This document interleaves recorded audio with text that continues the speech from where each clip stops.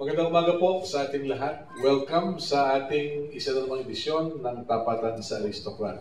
We'd like to focus on a very sensitive issue this morning. Sensitive because sangkot dito yung ating mga kababayan at ilang mga maaring banyaga at ilang din mga magulang. So yung ating panimula, there is only one forum, which is Tapatan sa Aristocrat. May we request everyone to keep their phones on silent mode or vibration mode so that dire-diretso ang ating talakayan. We're happy to have with us to my left si Dr. Benny Vicente, dating Director ng National Center for Mental Health, to provide a medical perspective sa biktima at sa mga nambibiktima. Si Ruth Limson Marayag mula sa Council for the Welfare of Children to give us an idea on how we cope with such a reality. Of course, si Bishop Roderick Pabilio, Auxiliary Bishop ng Archdiocese of Manila, is also with us. Si Attorney Noel Ebalde of the International Justice Mission in the Philippines. Kasama po si Miss Evelyn Pingol, whom I believe is from Pampanga. Tama ba? Pero you're from Pampanga, of course. The family name sounds Pampanga. And she's also with IJM. Kasama rin natin si Senior Superintendent Guillermo Eliazar. Siya po ang pinuno ng PNP Anti-Cybercrime Group. Kasama si Superintendent Maria Ivy Castillo at si Superintendent J. Guillermo. So ngayong umagang ito, bibigyan natin ng pansin ang cybercrime. Noong pong nakalipas na 2012, nilagdaan ni Pangulong Aquino ang Republic Act 10175 o yung Cybercrime Prevention Act of 2012. Pinagbabawal po yung willful engagement, maintenance, control or operation, directly or indirectly, of any lascivious exhibition of sexual organs or sexual activity with an aid of a computer for favor or consideration. Bawal po at ginagawa rin ng kagulang parusa ang child pornography at iba pang uri ng internet spam at maging online libel. Classified ang cybercrime sa bansa bilang internet crimes and commercial crimes committed with the use of the internet.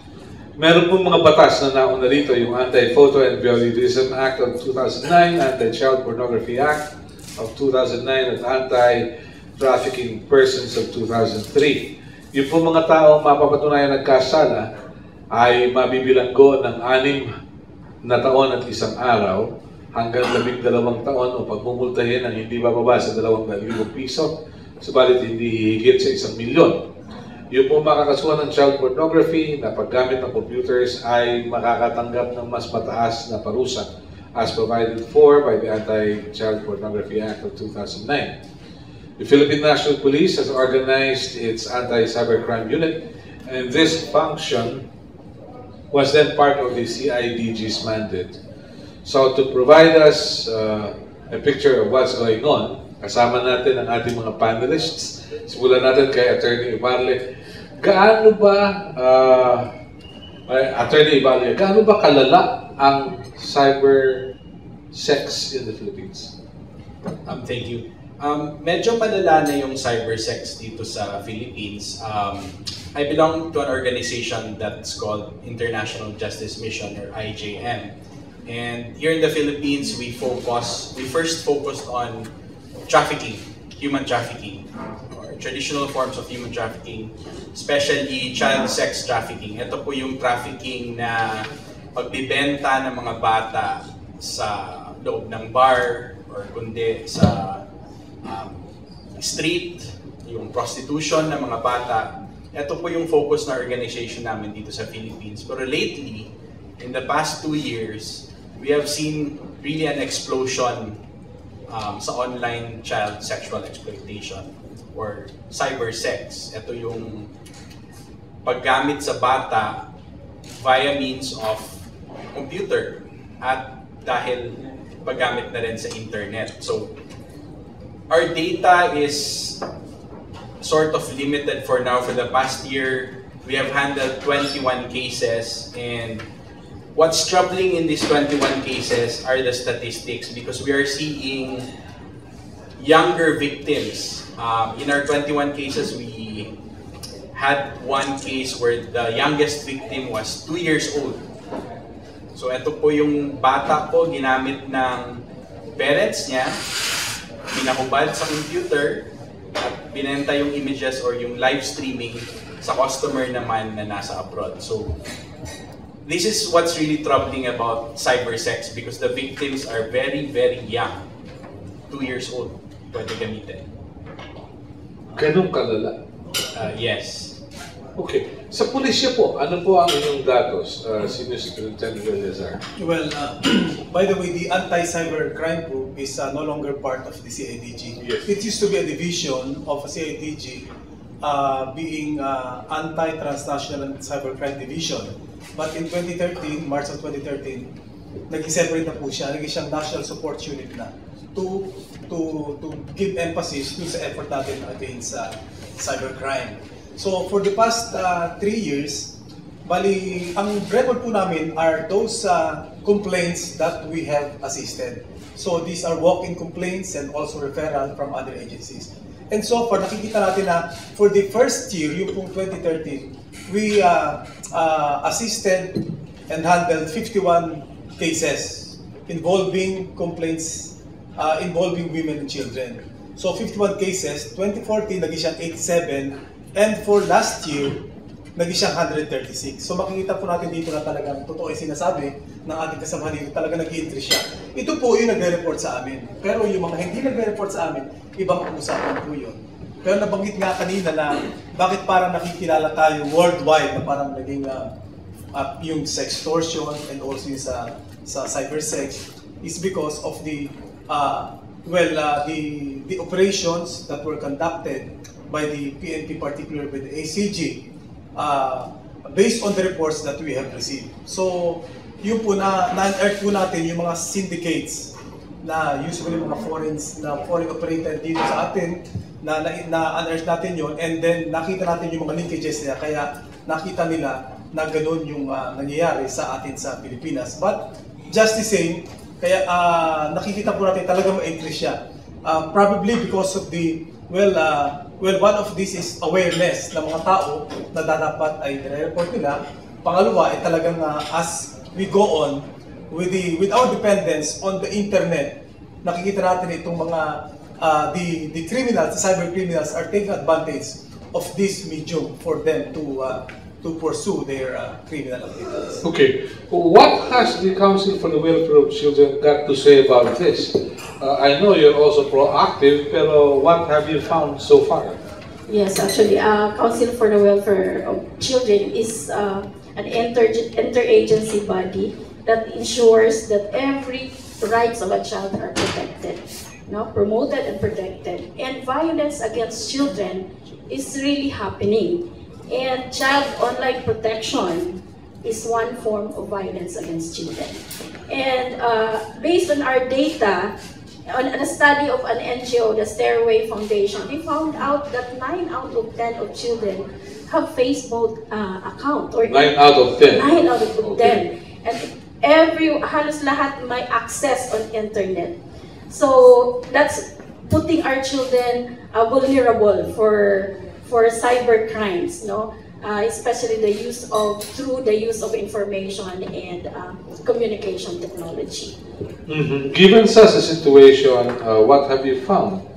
Ano ang choice sites ng mga batang may internet access? Based on our data, actually, usually naman 9 out of 10 have FB accounts.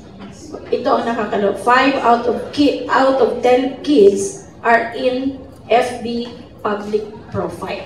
Public profile. So anyone can access dun sa kanilang account. And 6 out of 10, they add strangers in their Facebook account, And nagsasabi din yung mga bata, there are some that they met their offenders through their Facebook. So may nangyari na talagang paglabag sa batas sa pamamagitan ng Facebook? Yes. Okay. Well, Dr. Vicente, from a medical perspective, can you give us a brief eye view of the psychiatric or psychological makeup of a person who tend to victimize minors? Siguro from the public health perspective muna, alam natin yung issue ng drug and addiction is not only a problem of supply, it's also a problem of demand. No, so there is a growing demand for cyber sexting, and out there, no, we can say worldwide, hindi lang naman sa Pilipinas, that marijuana and internet addiction is of epidemic proportion na ganyan. No, so everybody's spending time on the internet. No, some people are addicted, and yung mga criminal elements, no, are taking advantage of this demand. Yung demand na yan, they're taking advantage. And this basically, internet kasi there is no face-to-face interaction, no? So it's fast, it's readily available, no? And there are people who are willing, no, sa internet. So for people who have weak yung confidence nila, hindi sila good ang social skills na are not good, no? They may resort to go into the internet for fast na sex, no? Walang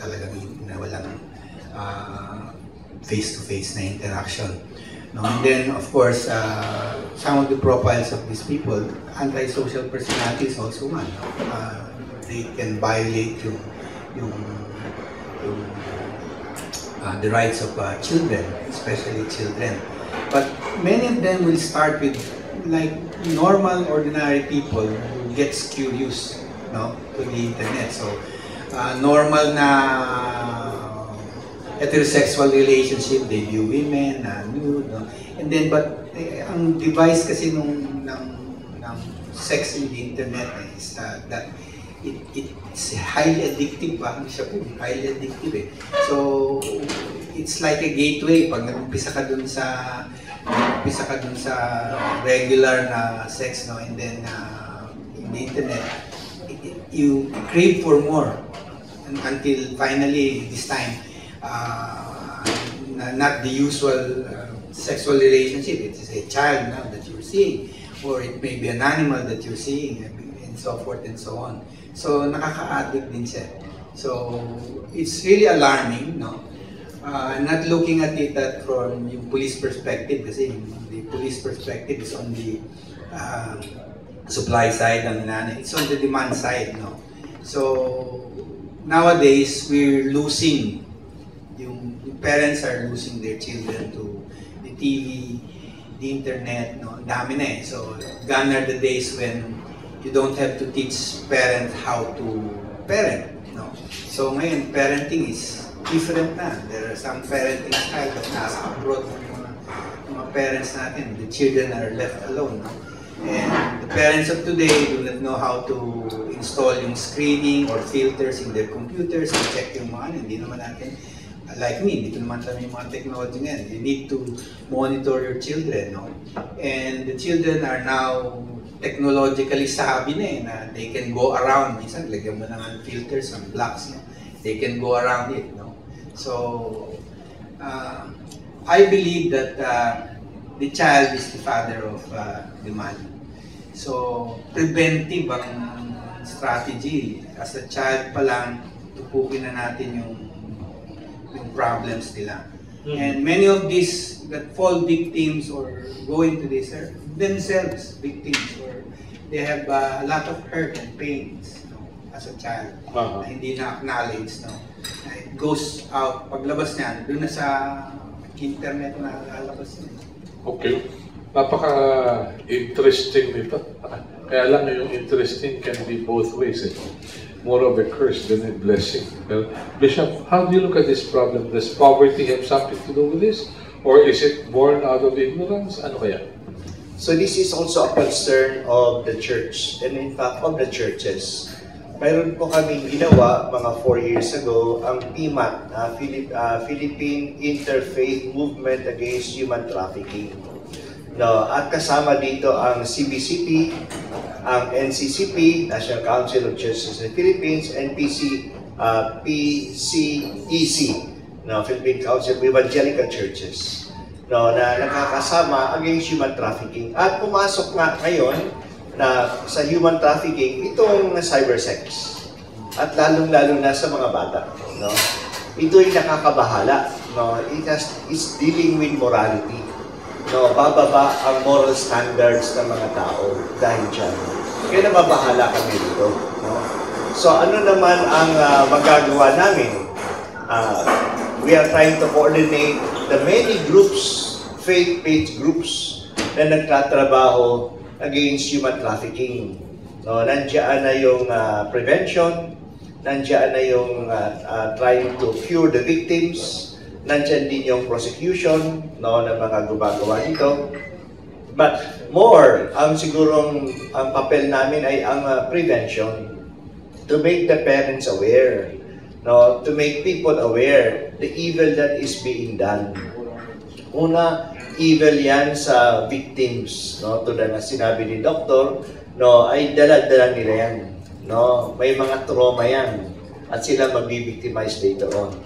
But also the evil na hindi ko minsan napapansin ng mga pamilya, kasi sabi ng mga magulang, wala naman nakakagalaw sa anak ko, no, hindi parang okay lang, pagkikitaan pa namin.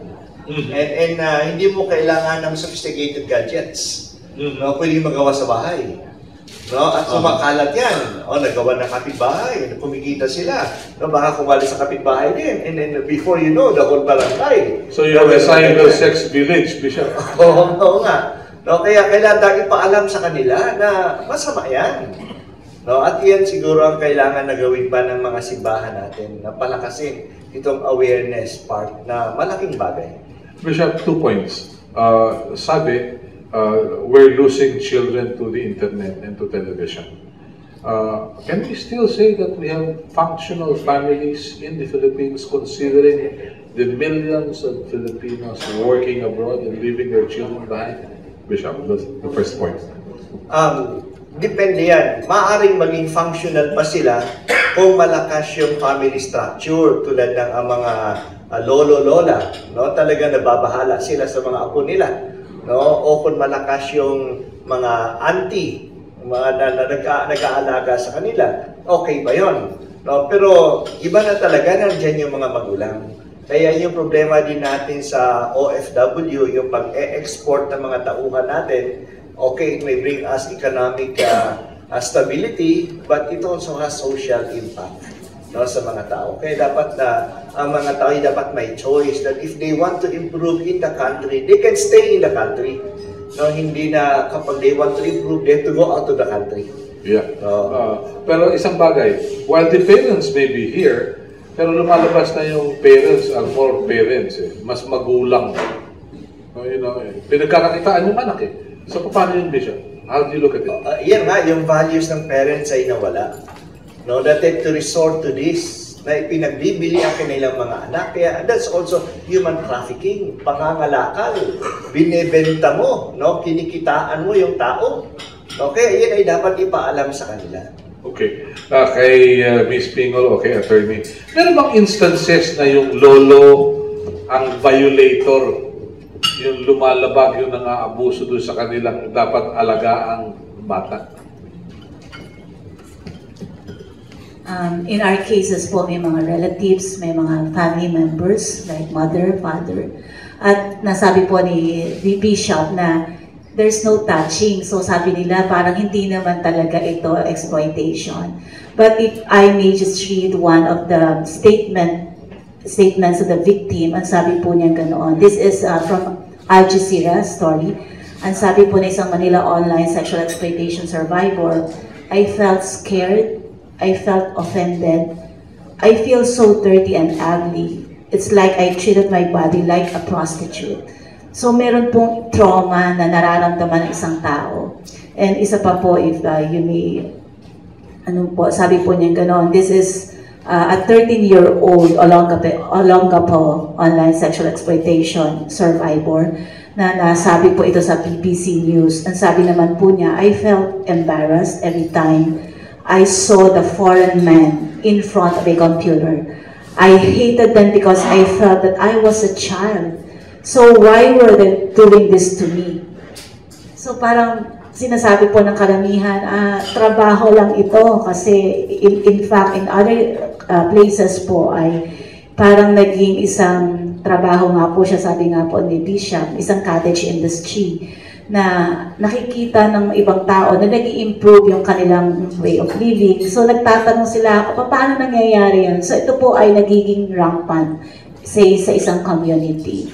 And we cannot say na this is just a word because wala namang touching, na pinapakita lang ito sa computer at wala naman talagang physical connection. But I think the trauma is really there. What has the police got to say about this? Well, I would like to first introduce my colleagues here. I have here with me Police Superintendent Ivy Castillo. She is the Section Chief of the Women's and Children Protection Service of the Anti-Cybercrime Group.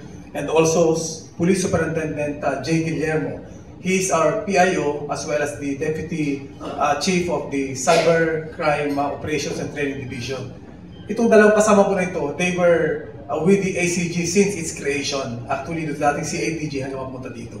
So, well, we since the creation of this group, particularly the WCPS, we launched a special task force, a project called AngelNet.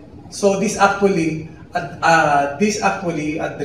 addresses the internet abuses of the children and to promote internet safety to prevent these dangers to the children.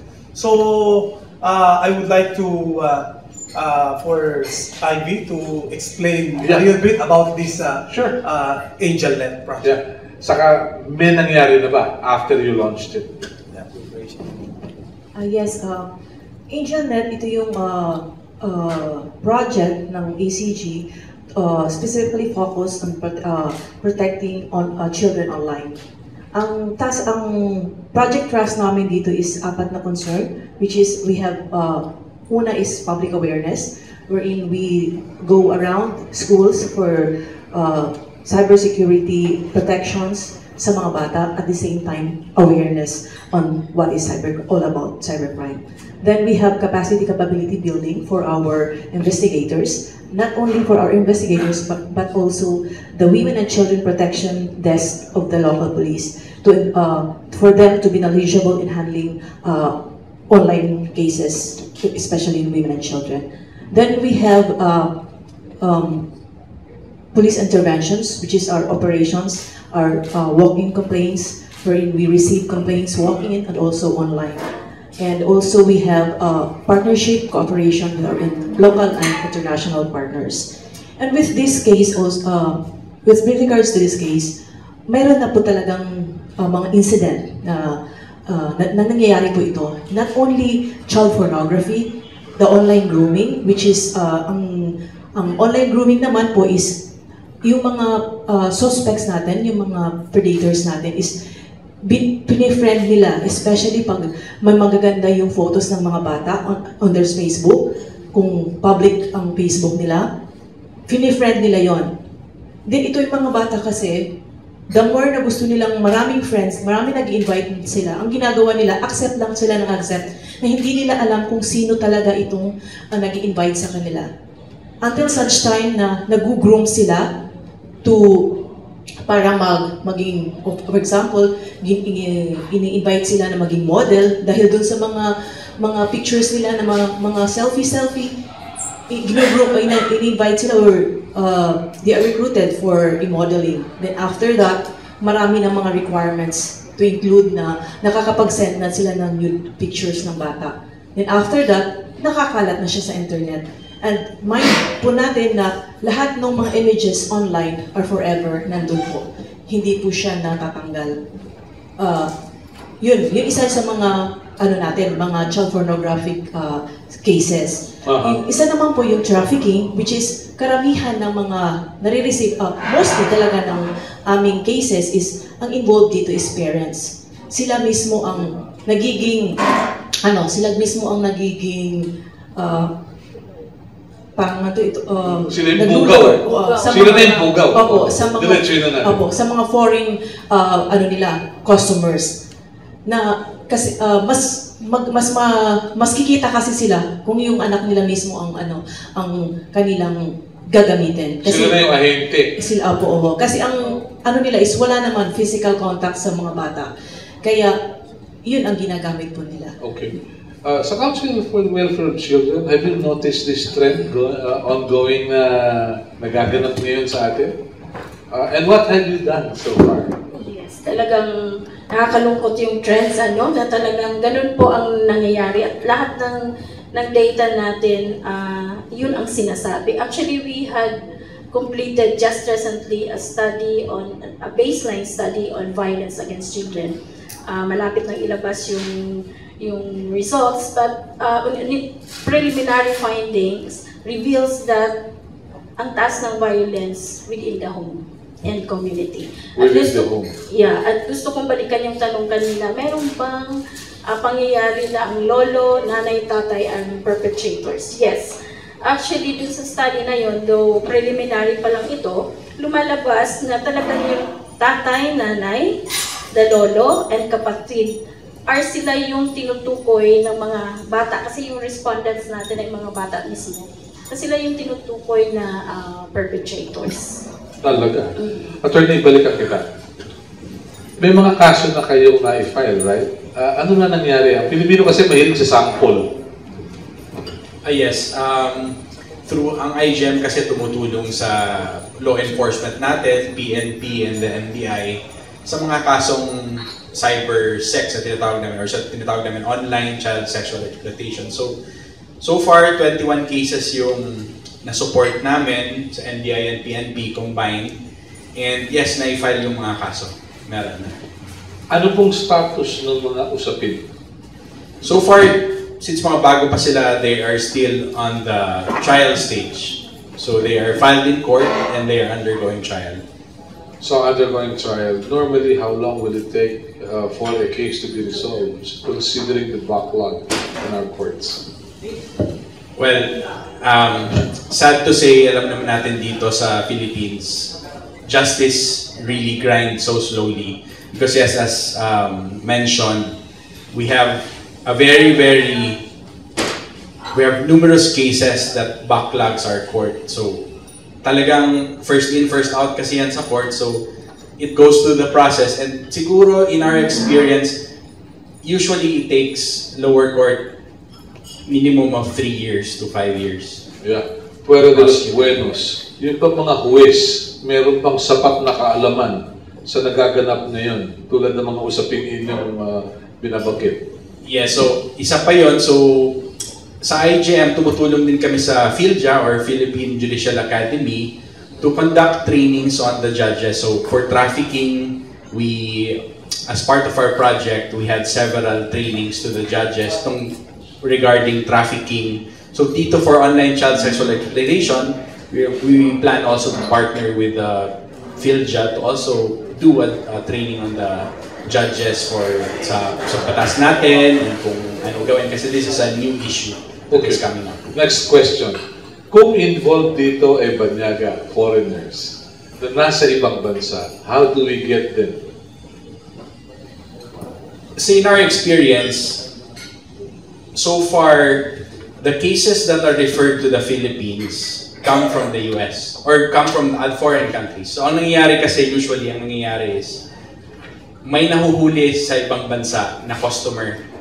And then when kunyari, if it's in the US, when the Homeland Security conducts an investigation or the FBI conducts an investigation, the computer of that customer, matitrace nila na yung child images or yung images ng pornography comes from the Philippines. One of them, kasi marami naman yan. So one of them comes from the Philippines. So ang nangyari niyan, they refer it to the Philippines and they refer it to the PNP, ACG, or to the NBI. And then the PNP does the detective work dito sa Philippines to try and trace kung sino or kung saan yung bata dito para ma-rescue natin and to also arrest the perpetrators here in the Philippines. Yeah, if I remember right, there was a computer graphic named Sweetie. Yes.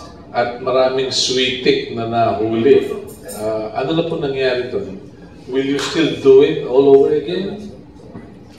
I think the project was by Terra de Homes, right? Terra de Homes, right?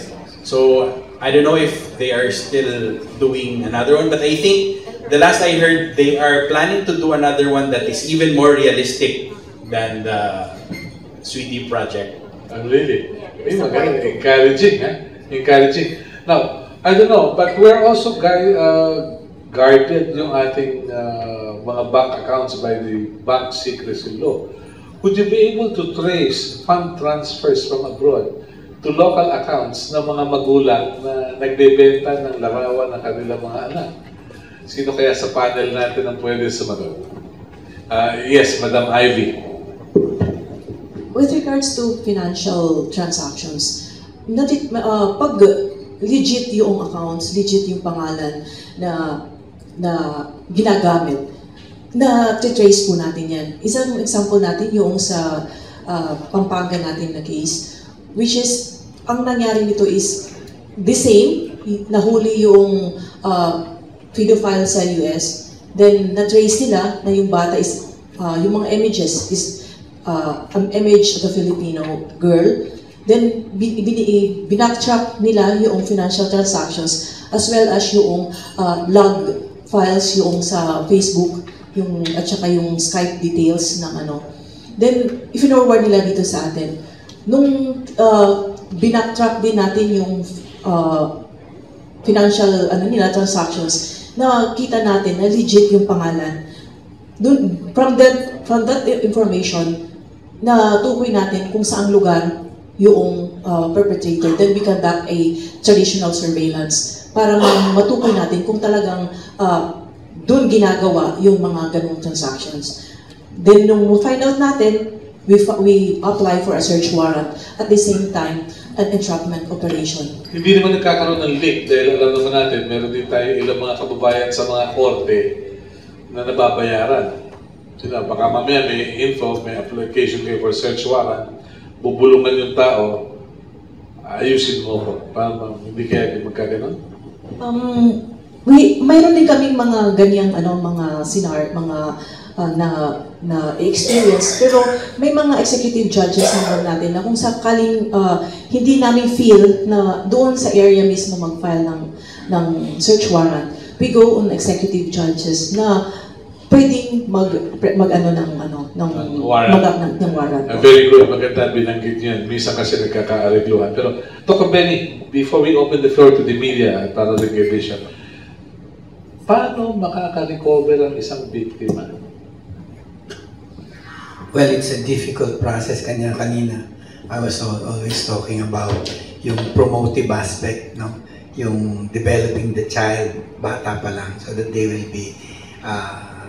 will not be vulnerable to this one. Kasi yung most of the things na rin natin are basically police, yung catching the criminal, ganito. But on the side of the victim, no, hindi natin na bibigyan ng ano.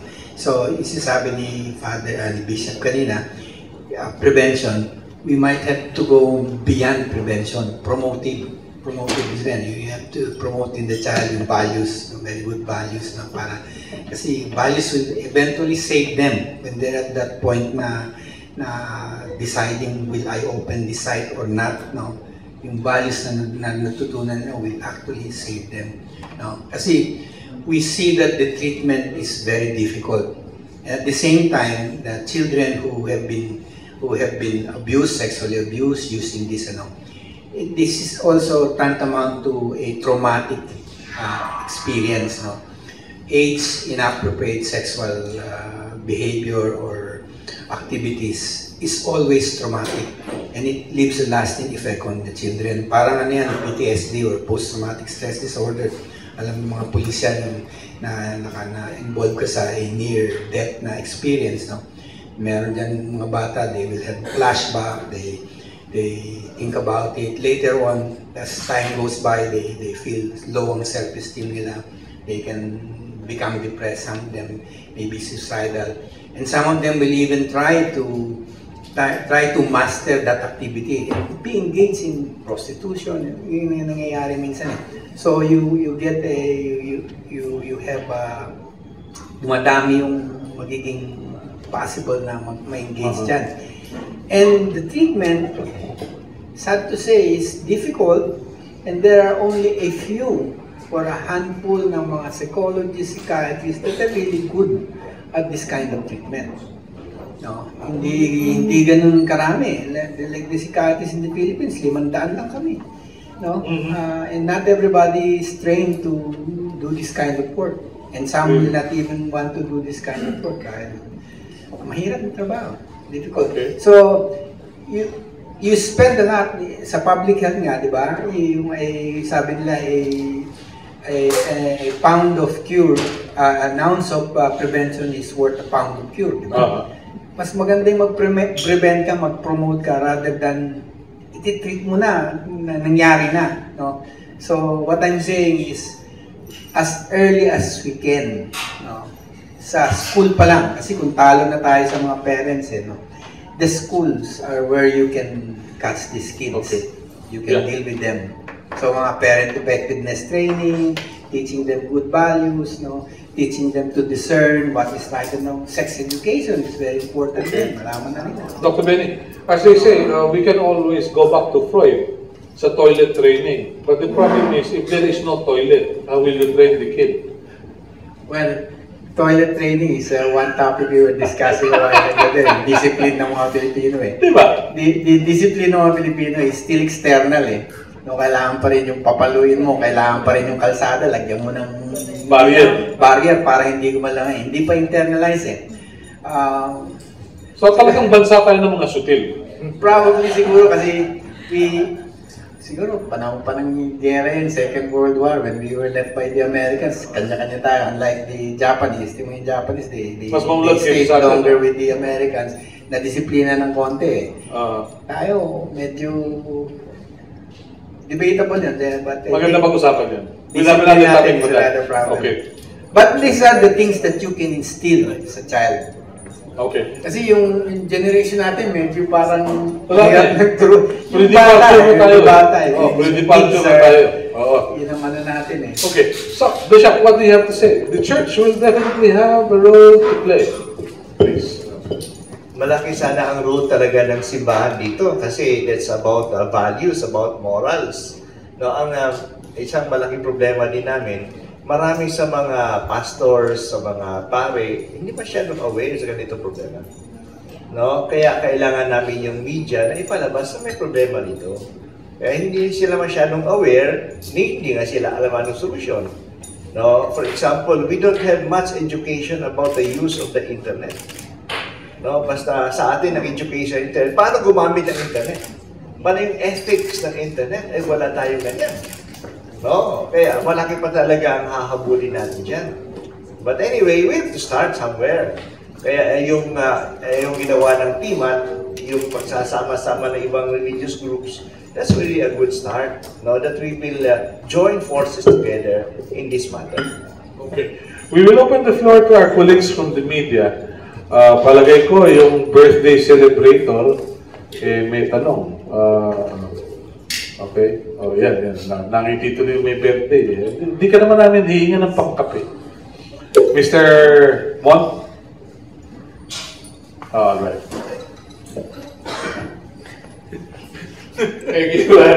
Nakita ko yung birthday mo sa Facebook. Kaya alam ko. Talagang Facebook, sa mga galing. Hindi binanggit yung edad.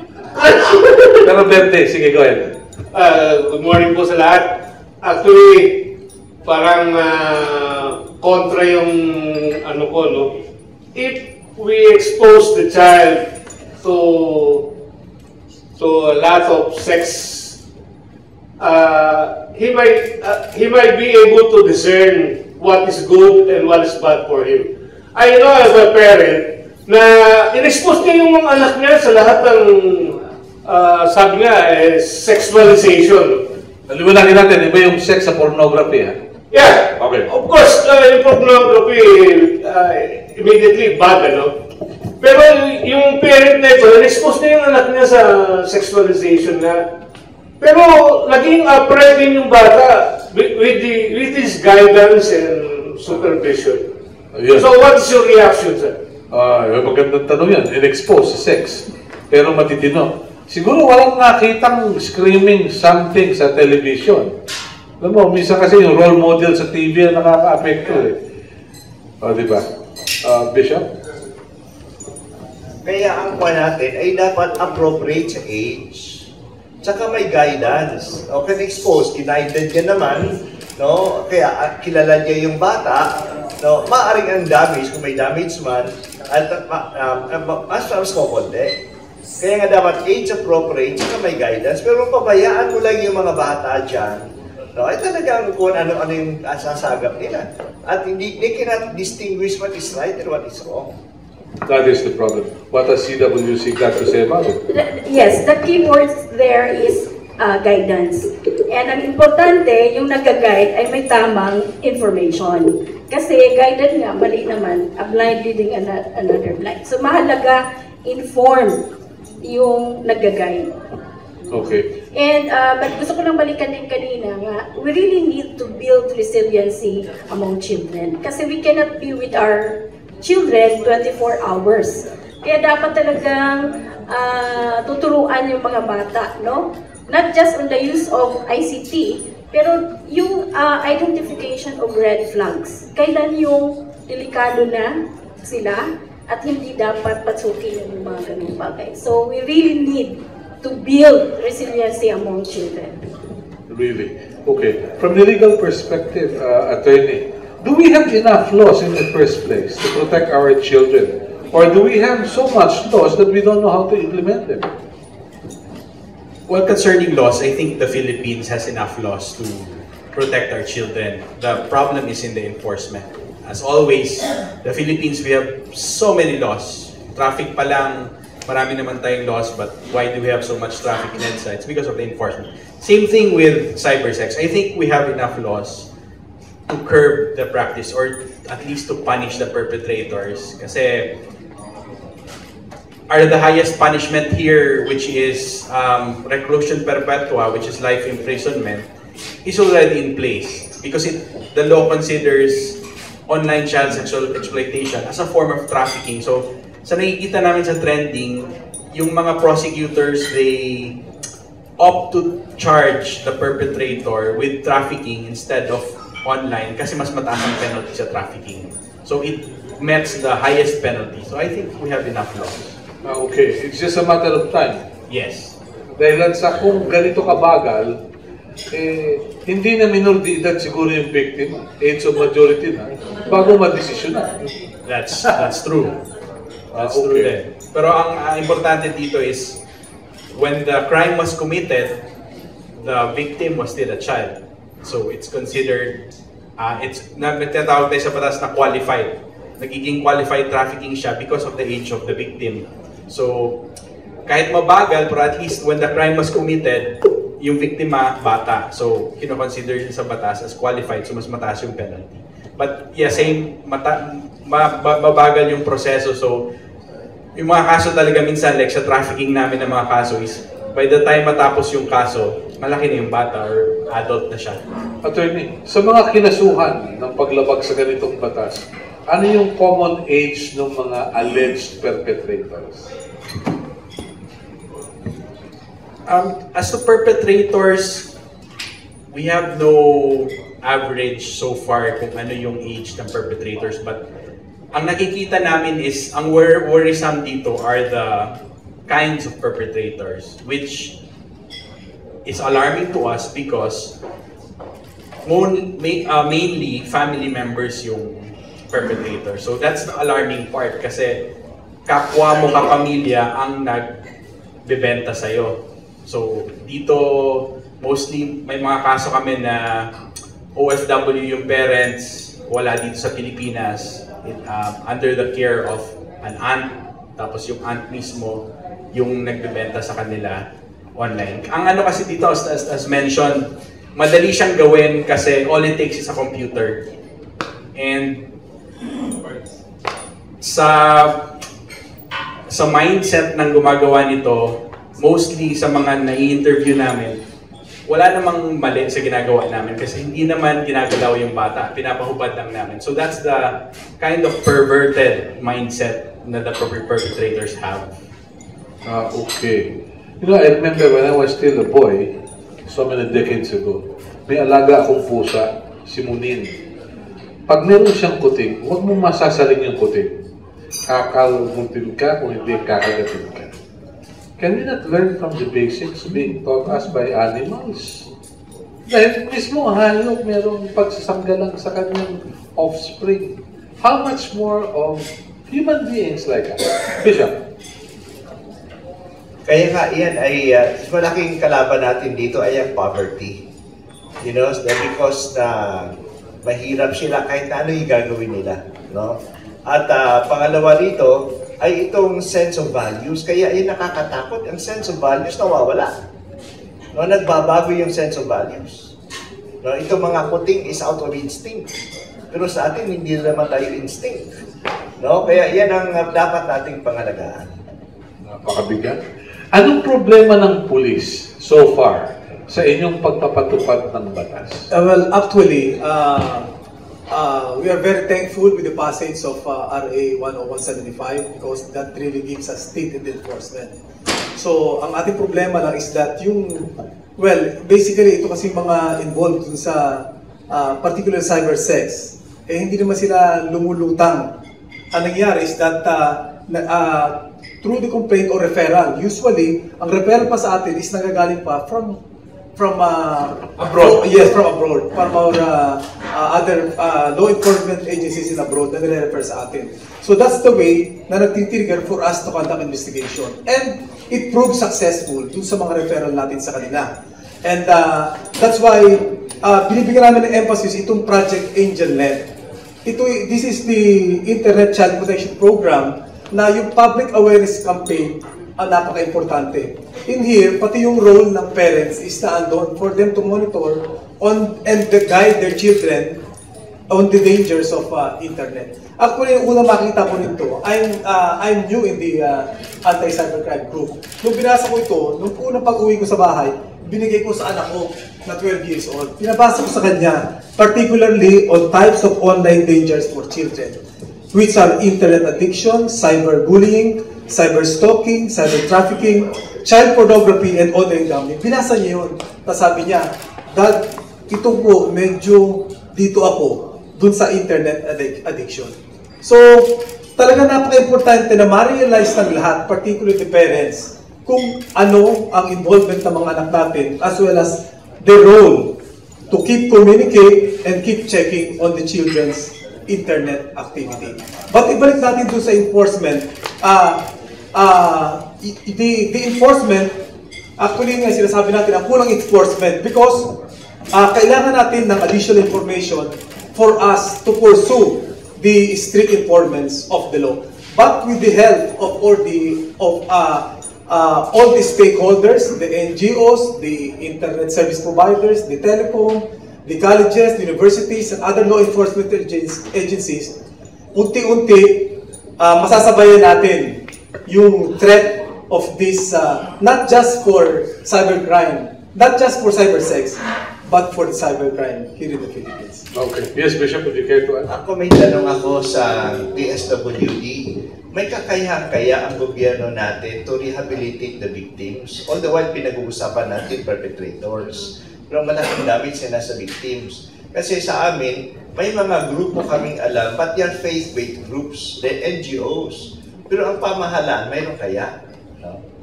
Yan ang magandang tanong. Yes, Ruth. Okay, magandang tanong nga. Actually, the government focused on 5 key strategic areas to ensure ma-address yung online child exploitation. And one of which is the number 3, which is the victim response, assistance, and rehabilitation. Actually, hindi bibigyan ng conditional cash transfer yun. Iba yun. Iba yun. Okay. Mabuti na maliwanag.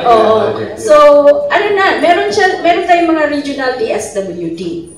So, it's really part of the mandate of DSWD to provide assistance and rehabilitation. And another, actually, kailangan din from DOH, kasi meron na rin itong department order that we should establish a child protection unit in all hospitals.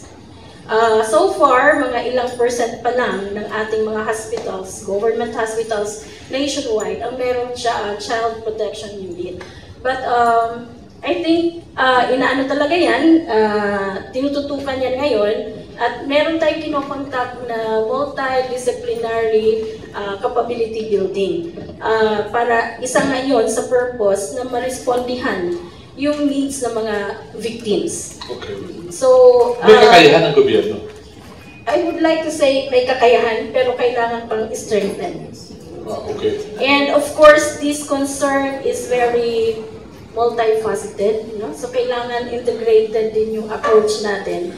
And the government cannot do it alone. Okay. So we need a strong partnership, collaborations with all the stakeholders. Okay. Thank you. Yes, Attorney. Yes, I'd just like to add to the capability of the DSWD.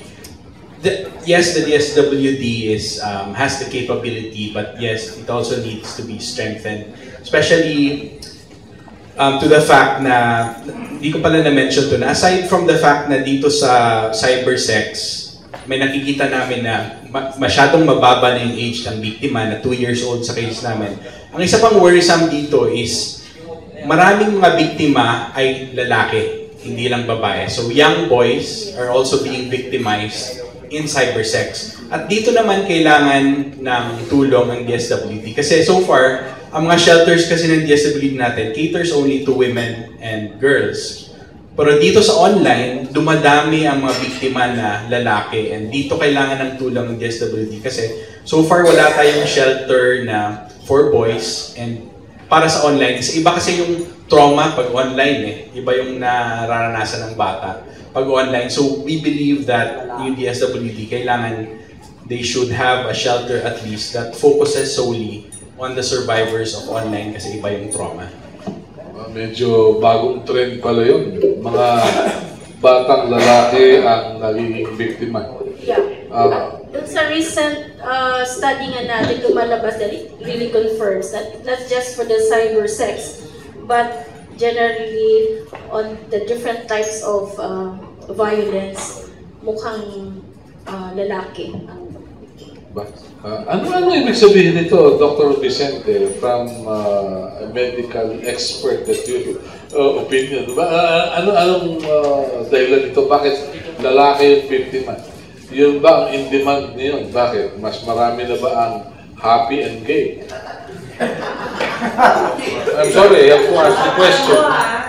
Para hindi ko masasagutin. What I know is about 90% of those who wants to mag-view are male. Kasi male, usually ang mga lalaki kasi, ang stimulus natin is visual. No? Before you have sex, it's usually visual ang nangyayari. But for women, they go more for the interactive na chat rooms sa internet rather than visual lang. That's what I know. But I think yung men, kasi alam nila, while there are many boys that are now victims, because they know there is a market for it. Marami rin gays, no? Marami rin not only because gays, no? Children, iba. Children, kanya marami. Bagay, meron akong nakita, grade 5 pa lang, nakakolorete na pero lalaki. But isang gusto ko emphasize in terms of services, while it may be true that we have the experts, we have the know-how to do it, while it may be true that under the Department of Health, almost all the DOH hospital will have a CPU, yung Public Protection Unit, no? The question is how accessible is this one? So we need to go beyond sa regional lang ng DSWD, or sa hospital lang ng Department of Health. Kasi yun yung mga, may sakit na talaga yun eh. We need to go down to the communities. The services should be there, the communities. No? Meron dapat dun. No? So, We need more capability building. Turuan mo yung barangay health workers to be able to detect, spot right away para may prevention kagad, maka-intervene kagad. No? You need our doctors to be a little bit sensitive, hindi lang yung physical na problema. Minsan nakikita mo na all the signs of the abuse, gagamutin lang na ganun, but they will not handle with the real issue na na-traumatize pala yung bata. No? May sometimes they don't even make a referral, hindi man nagre-refer, down there sa baba. No? The rural health units. Dapat ang services natin should be close to where the people are. Yeah. Rehabilitation should be there. No? Okay. Kasi dadahin mo pa dito sa Manila, mahal-mahal lang eh. That is under the devil system in government.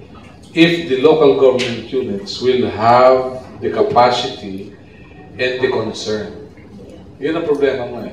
Kung yung mayor ay ang interest lang ay waiting, wala kang aasahan. Yes, madam. I'd like to share po yung experience namin sa IJN. In IJN po, when we talk about injustice or yung po violence against children, sinasabi natin yung truth of the matter, but we also provide hope. Kasi in our experience po with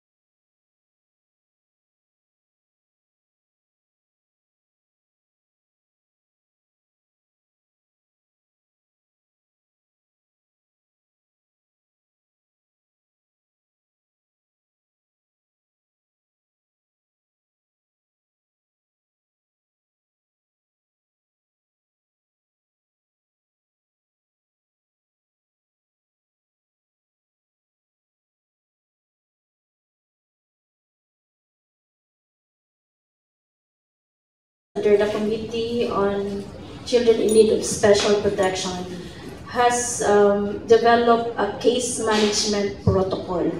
And we are, actually ilang areas pa lang, pero we are training at the local level. So, we started at Region 8, Region 8, Palawan, kung saan yung mataas yung incident on cybercrime. Okay. So, it's a multidisciplinary training, so involve yung talaga yung mga frontline workers natin at the community. Thank you for the assurance. You know, for our friends in the media, this issue should also be discussed by presidential timbers and presidential toothpicks. We'd like to find out how they look at such a situation. Kakalungkot kasi. Yes, please. Tracy Cabrera po, sa Police First. Two issues lang po. The good doctor has told us na the importance of prevention. How do you see it on the Philippines being promoted as a sex destination? Marami yung mga websites na promoting the Philippines as for sex tours. One. Okay. Second issue sa IJM. May statistics po ba kayo ng involvement ng priesthood sa cybersex? Men of the cloth? Yes. Okay, mabuti diniretso mo. Sige. We'll talk about it. Yes, please. Yes, to the second question, yung involvement ng people of the cloth. Dito sa Pilipinas, wala so far. For our experience, sa amin sa IGM, 21 cases of online child sexual exploitation. So far, none involving people of the cloth. Okay.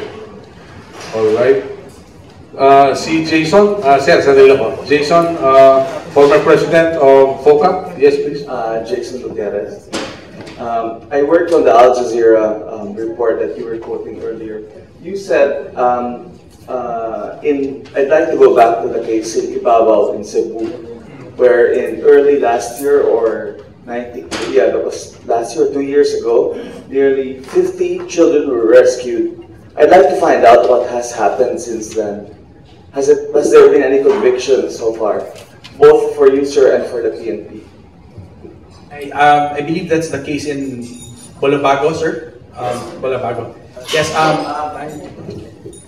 Sorry, it's in a village called Ibabaw. Ibabaw. Yeah, in Cebu.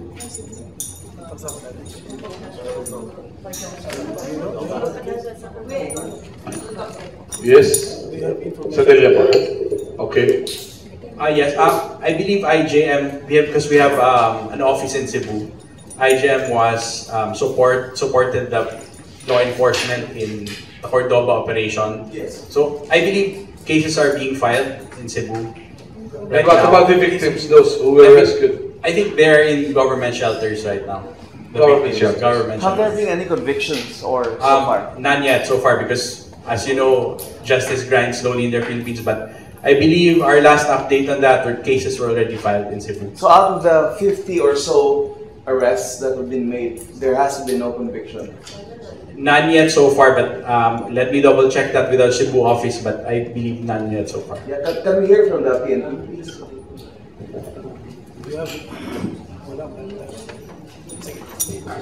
The PNP ACG was not involved in the case, sir, so we cannot have the update on the case. We will do the follow-up, Jason. We will keep you posted. I think the FBI was involved in this case. Thank you. Yes, Mr. Royce Cienfuegos, sir. Royce Cienfuegos, a journalist forever, whether you like it or not. My question is directly to General Eliazar. I hope you know me. You still remember me? Yes, sir. Okay. My question is how cohesive, how really organized is our database system with the Interpol, International Police, the U.S. Homeland Security, in terms of preventing cyber crimes. How is it organized? Do we have a strong database for that? Actually, we're still in the infant stage. As I have said, the ACG was just created 3 years ago. And right now, we are starting to maintain our database. And this is, of course, with the support of the other international law enforcement agencies. I'll tell you. Can we? Okay, go ahead. Yes, sir. With regard to the database, there are databases with regard to other crimes, but on cyber sex, after some time we cannot make a database because the cyberspace in the Philippines is free. The government cannot monitor the cyberspace. And with regard to connection with the Interpol, we have a 24/7 point of contact with the PNP and the Interpol. So with regard to investigation, we are continuing coordinated and collaborated with regard to cybersex or any cybercrime cases. So how can you effectively prevent cybercrime if you don't have this database system? It's impossible. I know what's in intelligence and security. I know it. Yes, that is a challenge on the part of the PNP and any law enforcement agencies, because what we've been telling is we cannot monitor the cyberspace. It's not in other countries.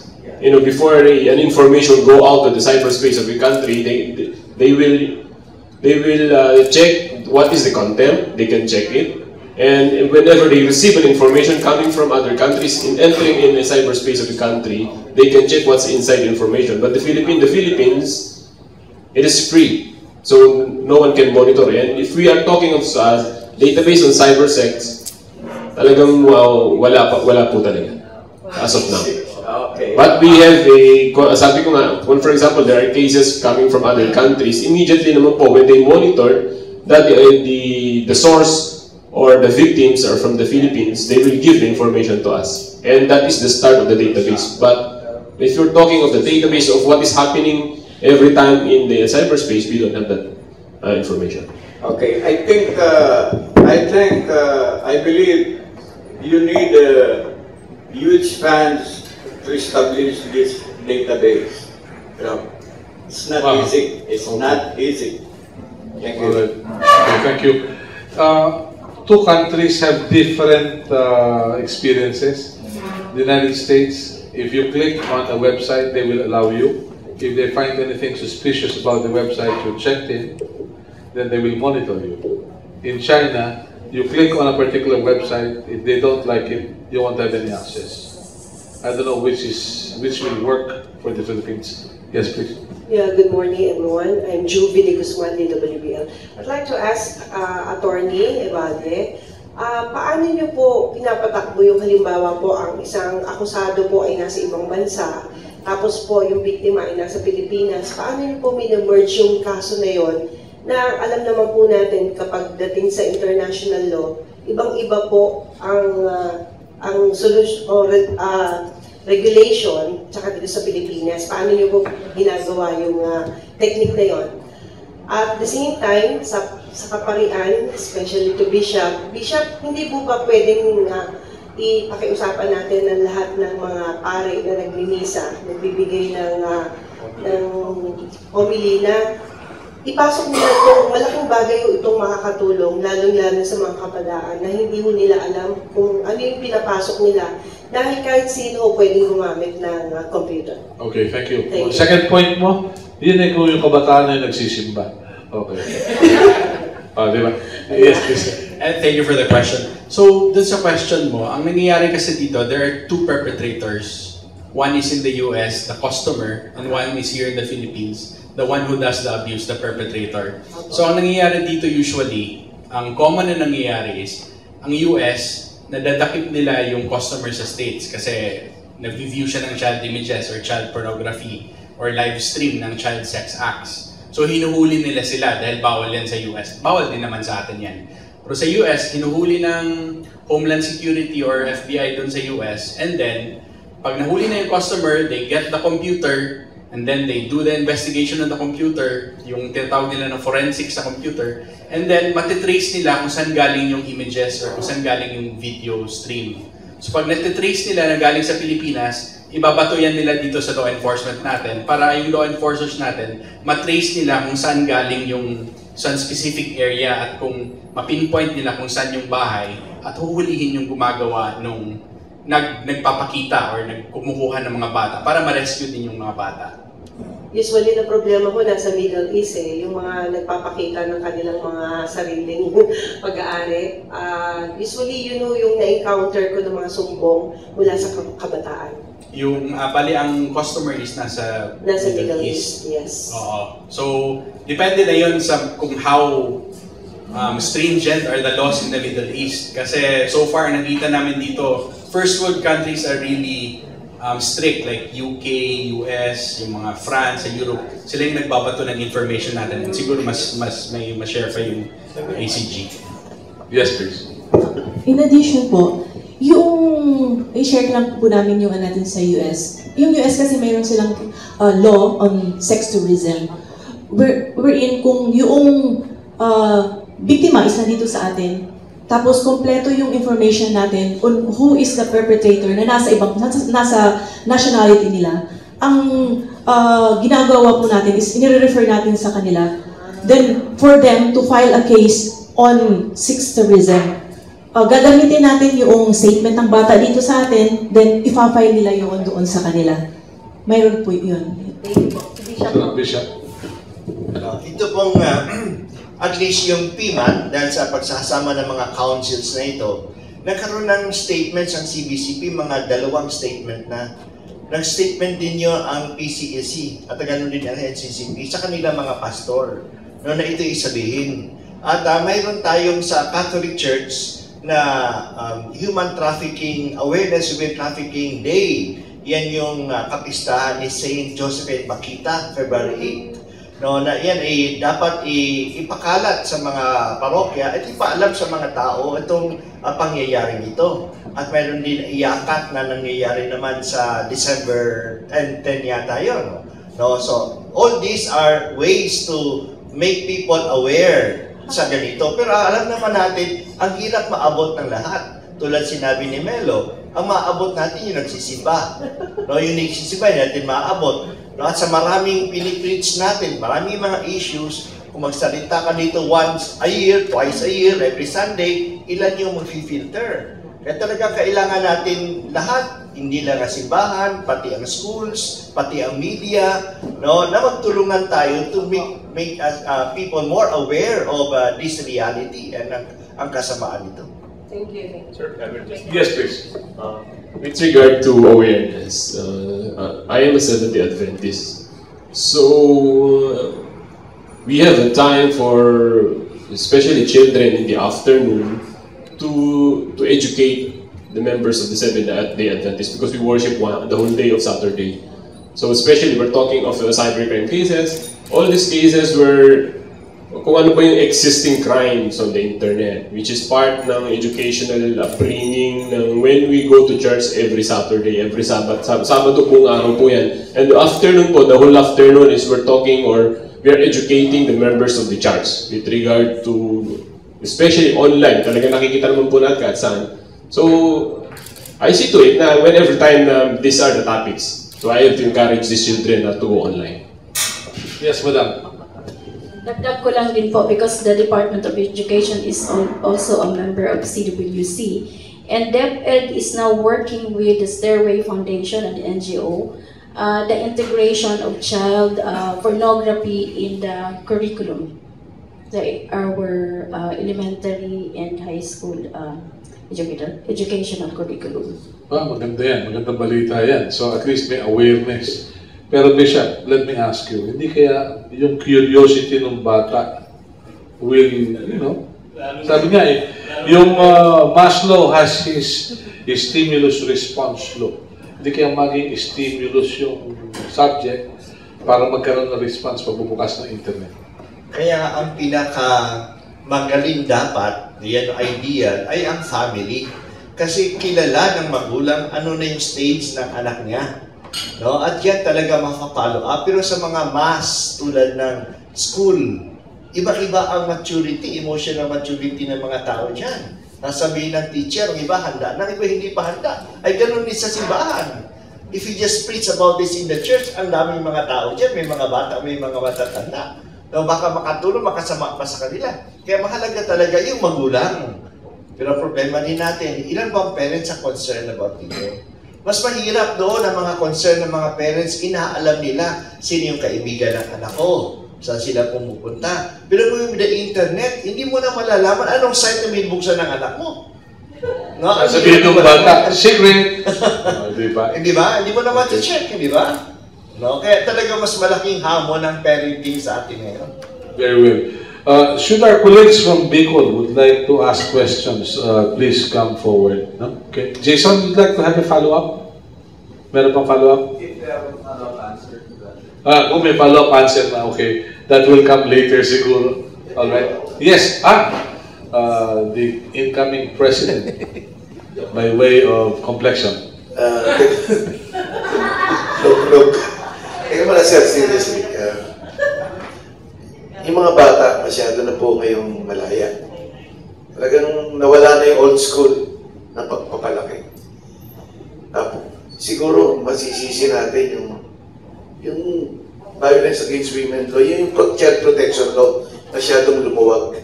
Nawala na ho yung strict disciplinarian approach.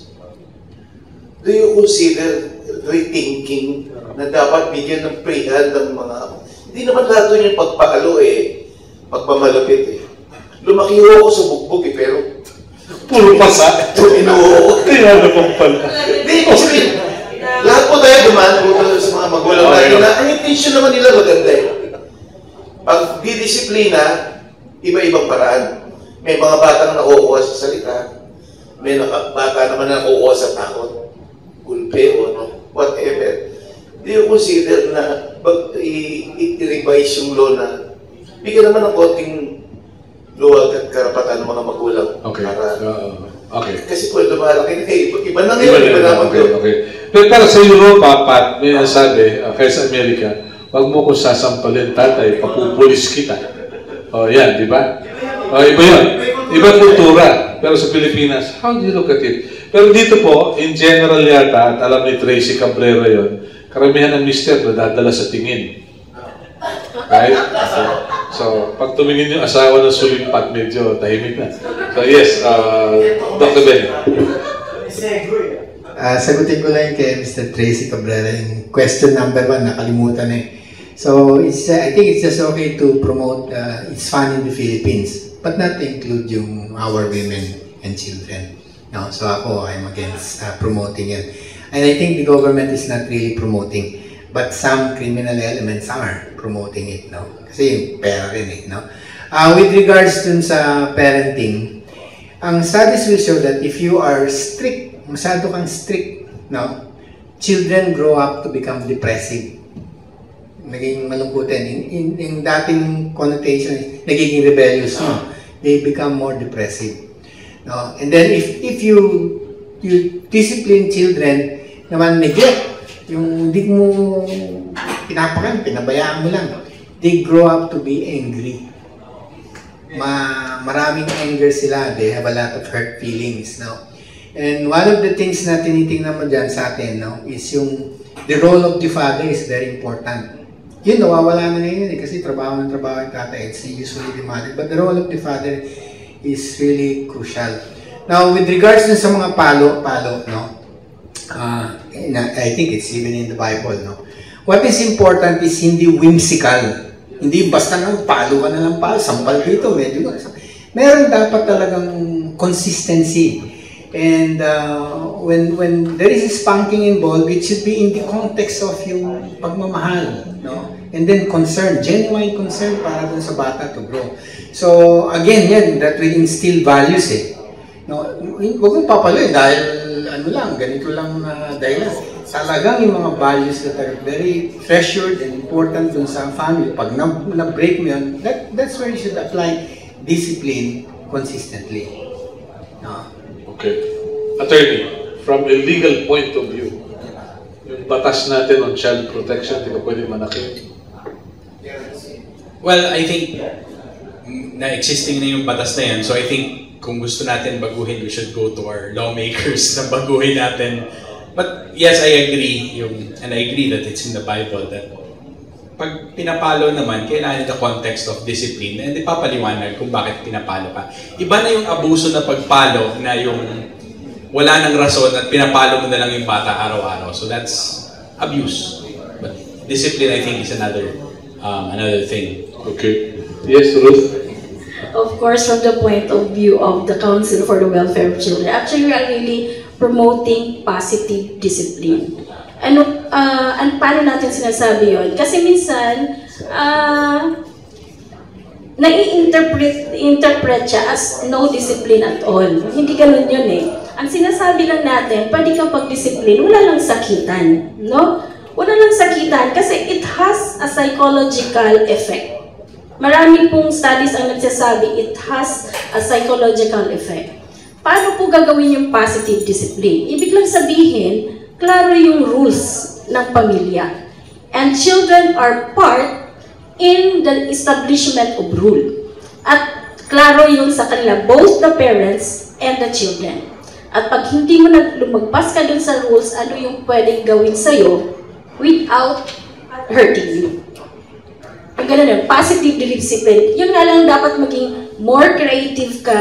And of course, we still need ipaalam kung ano yung, what do we mean by positive discipline at paano siya gagawin at paano siya maita-translate sa loob ng pamamahay. But of course, from the point of view of the CWC, ayaw namin yung pinapalo o sinasaktan yung isang bata. Pero hindi namin sinasabi na dapat walang disiplina. That's why every time na ina-advocate namin yung rights of a child, dapat may kaakibat yun na responsibilities of the child.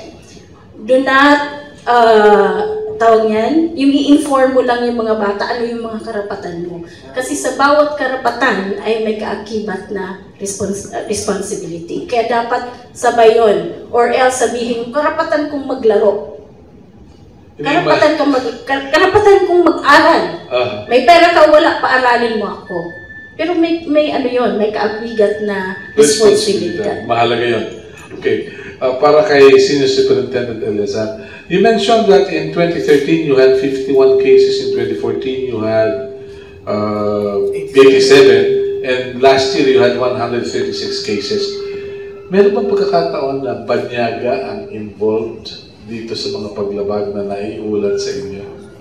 Well, actually, most of the cases referred to us are referred by international law enforcement agencies. Galing sa kanila. Yung discussion natin sa kanila na they have arrested suspects on the cyber sex, and then chinek nila at nakita nila dito sa atin nang galing. So practically for the 136 cases, so 56 were referred. Well, by both foreign and local counterparts, but I believe that most of them are from foreign counterparts. Kaya kasi kinukumpida sana namin yung immigration and deportation, dahil kung meron tayong follow-through, kung merong foreign nationals, isang tanong doon, how long have they been in the Philippines? Yes, Attorney. Just to add, we have one case where we assisted the police. Ang ano naman dito is yung perpetrator is a Japanese. Pumunta siya dito sa Pilipinas, nag-rent siya ng room in one of our hotels at nag-contact siya ng Filipino contact to provide him with children, at pag dinala sa kanya sa kwarto niya, binibidyohan niya, nakahubad or pinipicturean niya. So ito naman yung perpetrator na pupunta sa Pilipinas to take pictures, naked pictures of Filipino children or to make pornographic pictures. At ito, ina-upload niya to a website in Japan. So this is one case that we encountered na yung banyaga ang pumunta dito sa Pilipinas to be the perpetrator. Is the foreign national still in the Philippines? In jail. He currently detained. Yeah, because when I was new with Radio Veritas in 1994, there were 11 Indians caught in the process of making illegal drugs, and the 11 Indians vanished into thin air. So if 11 Indians could vanish into thin air, I see no reason why a Japanese cannot fly out scot-free. Pero mabuti naman kung narito yan. Yes, thank you for the assurance. Yes. Pasensya na, may follow-up question lang po kay Ms. DSWD. Council for the Welfare of Children, si Ruth. Okay. Ma'am, sa ganitong pagkakataon po, since na kayo naman po yung nagka-council, ano po ba yung tamang paraan ng pag-coaching dun sa mga batang nasa lansangan na wala nang humpaya ka itong pagdami nila? At marami mo sa kanila ang nabubuntis nang hindi naman yun ang kanilang gustong tao. Okay. Yun lang po. Alright. So yun lang ang direct na sagot kasi we're not into direct service, no? Pero sa policy kasi kami, oo. Pero tama yun. Mataas yung kaso natin on early pregnancy. Ano? Ang ano pa rin doon, talaga ay ano tawag niyan? Education. Among, nabanggit mo kanina, sir, yung CCT. Pero ang CCT kasi expanded na into yung mga families as street families. And meron tayong tinatawag na family sessions. Hindi kaya, Ruth, mas maganda kung merong batang palaboy, hanapin yung magulang at yung magulang ang ikulong.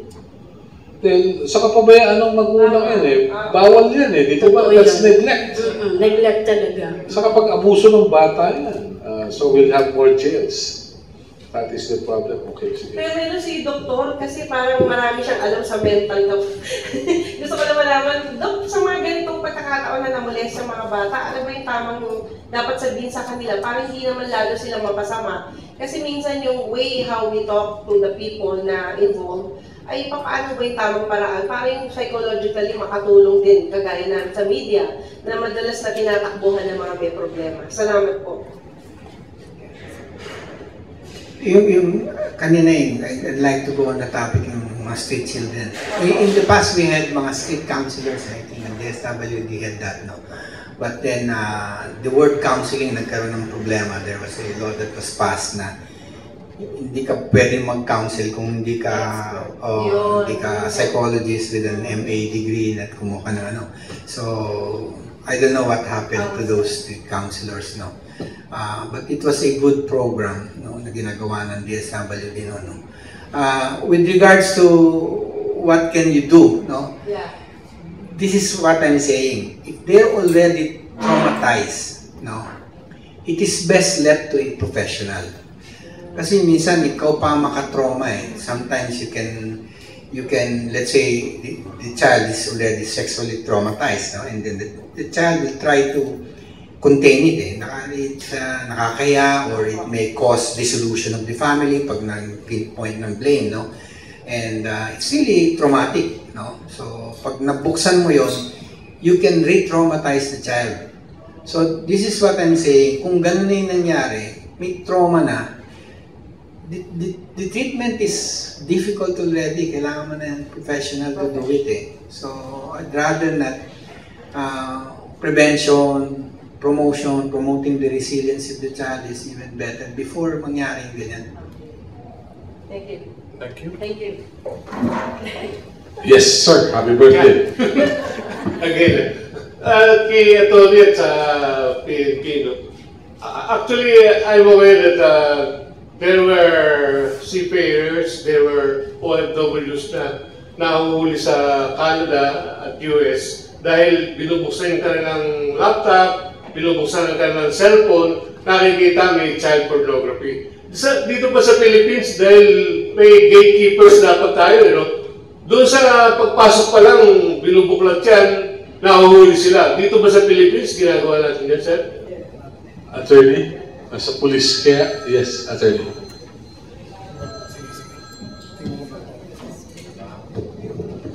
Dito sa atin, yung sa your immigration, once naka-red flag na known siya as pedophile, hindi na siya pinapapasok dito. Pero yung screening ng content ng mga laptops, ng mga foreign nationals na pumapasok dito sa atin, wala po kami pang data tungkol po dyan. Pero ang tanging ano lang natin, coordination sa DFA at saka Bureau Immigration, kung may red flag siya na he's known for a pedophile or may kaso siya ng child pornography or child abuse sa kanilang bansa, pag pumapasok sila dito, hindi na sila pinapapasok. Okay. So do we have enough laws? Yes, I think we have enough laws kasi dito sa atin, sa Anti-Child Pornography Act natin, mere possession of child pornography is a crime. So, kahit sabihin mo yan na hindi naman sa akin yan, but if you are in possession of it, nasa iyo, nasa computer mo, nasa pangangalaga mo, it's a crime. As long as it's child pornography, which under our laws, a child is deemed to be below 18 years old. If, below 12, I'm sorry. Below 12. So if you have pictures, naked pictures of a child in your possession, in your computer, it is a crime in itself. Thank you for the clarification. Questions from the group from Bicol? Should there be any? Okay, none. All right. Bishop, let me ask you, anong nakikita niyong kinabukasan natin ngayon sa ganitong sitwasyon? Hindi maganda ang kinabukasan natin kung pahayaan na lang natin itong mga pangyayaring ito. No? Kaya kailangan tayong kumilos. No? At kahit na malaking problema, naniniwala naman tayo na kapag tayo kumikilos ng sama-sama, na masusumpo naman yung kasamaan. Kaya mahalaga tayo mismo ay ang mga leaders, ang mga media, ay maging magkaroon ng kamalaya na kailangan tayo may gawin. we should not let things as they are now. But we should do something. Kaya yan yung dahilan din bakit yung PMAT ay ginawa at bakit nagkaroon tayo ng session na ganito, no, to make us more aware and to make us do something more positive to na sumpuin itong kasamang ito. Attorney, thank you, Bishop. Yes, I echo the words of Bishop, and I believe we should make this a election issue. At least it should be answered by all our presidential polls kung ano ba talaga yung plano nila to curb this crime, trafficking and cyber sex. So, hindi ko pa sila naririnig sa lahat naman sinasabi nila, and I believe it should be an election issue. Thank you very much. And I really hope to listen to what they have to say. Yes. Soon to be Chief Superintendent Eleza. Yes, ang kasamahan natin si Roy Sinfuego, nabanggit niya kanina, the need for the PNP to have this state-of-the-art database system. Actually, sa ngayon po kasi, we are yet to receive the full support in terms of facilities and fundings for our unit. So, based on this new law, the PNP and NBI should have this anti-cybercrime unit. Meron na po tayo ngayon. Pero, pinag-uusapan na tungkol sa modernization and the funds to be given to our unit. So, meron na po mga plano, mga recommendation for the capability enhancement program of our unit. Right now, we have grants from foreign counterparts. So, sa capability po namin ngayon, sa CRAME, we have our data forensics laboratory there. And what we have done to cater to the needs of our other countrymen in the other parts of the country, meron na po tayong mga field units sa Northern Luzon, Southern Luzon, Visayas field unit, Eastern Mindanao, and Western Mindanao.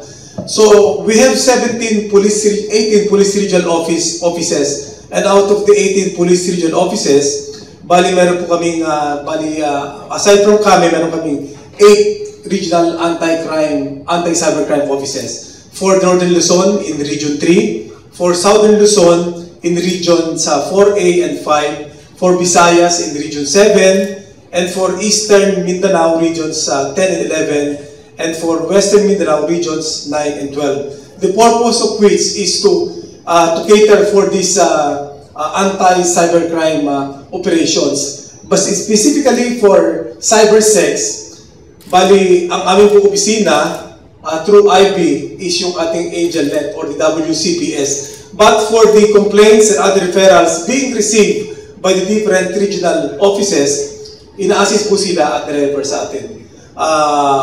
We know that with the emerging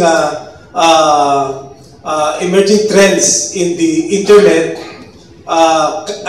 kasama doon yung challenges and the threats na kasama doon. Kaya with maybe the support of the government para sa modernization or bibigyan kami ng capability enhancement of TACG, we could be of the best service to our people in terms of the cybercrime operation. Thank you. All right. Thank you for the assurance. That's regardless of whoever sits as president, no? Because it's been programmed already. Yes, sir. Good. Doc, how do you look at the situation? What will happen? Oh, well, I think very bright. I think it's very bright. Kasi just sitting here, I'm so informed. Marami akong nalaman. May mga coalition that the PNP natin is doing this, that SW is doing this now. And I don't think na malayo pa yung gusto natin ma-achieve, na where we'll be able to provide the services to our people close to where they are, and then do a lot of preventive work, and so forth and so on. So I think it's very bright. Yeah, and the brightness is not that from an upcoming trend going to us na. Okay. Yes, thank you. Ruth? Okay, sinasabi nga, if we want to go far and with impact, we should go together. So pag sama-sama, nagkakaisa, pwede nating sumpuin ang problema ng cybersex. Thank you. With that, we bring to a close another edition of our Tapatan sa Aristocrat. We'd like to thank our friends of the media from VOCAP, from the television, and the print media who took time out to be with us. So thank you very much. Let's pause for our traditional firing squad photo. Mr. Photographer, pakikunan mo nga kami. Thank you.